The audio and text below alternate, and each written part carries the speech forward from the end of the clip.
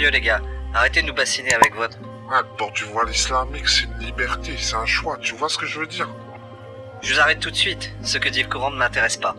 D'une part, c'est pas le sujet, et d'autre part, vous trouverez toujours deux personnes qui ont une interprétation différente du texte. Allez un peu vous balader sur les forums de discussion entre musulmans. Allez écouter l'avis des imams sur la question, et tous vous diront que le port du voile islamique est une obligation dans le Coran. Ou alors les plus sournois chercheront à t'embrouiller en te faisant des réponses à rallonge qui te feront oublier la question que t'as posée. C'est pour dire ouais, on dit toujours ouais, le rebeu, tout ça. Du coup, j'aimerais qu'on m'explique comment une chose peut être à la fois une obligation et un choix. Ça vous aura pas échappé que ces deux notions sont antinomiques, non? Ne jamais forcer une femme à porter le voile. Tu peux jamais forcer personne à faire quoi que ce soit dans l'islam. Oui, porter le hijab c'est une obligation. En aucun cas, tu peux forcer la femme à le porter. C'est son choix. Oui, c'est un fard.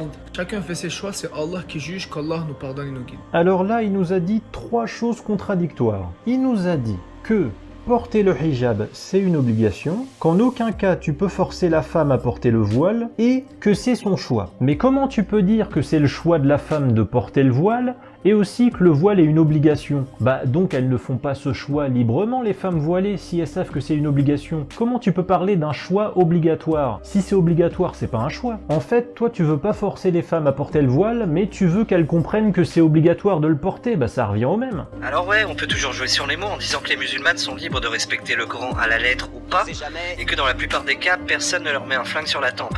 Mais voilà, allez dire à une musulmane à qui on martèle depuis toute petite que si elle ne respecte pas le Coran mot pour mot, elle ira brûler dans les flammes de l'enfer. Ça s'appelle un faux dilemme, et ça consiste à présenter deux solutions comme s'il n'y en avait aucune autre.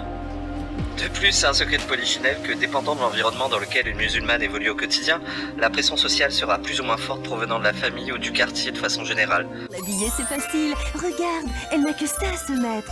Pour le maquillage, pareil, elle n'en a pas.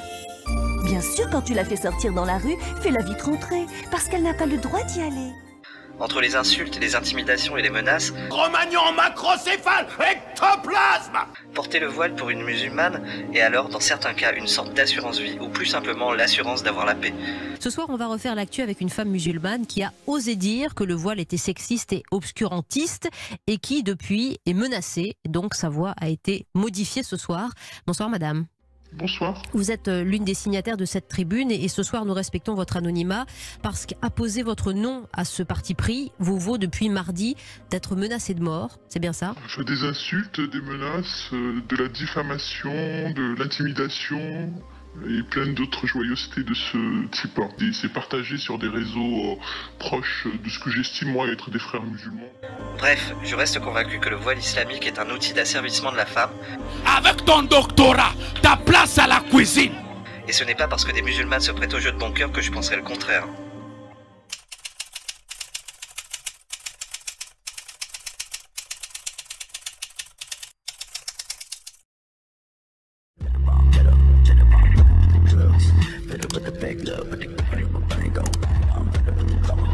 Gotta grieve my mama, cause I know they come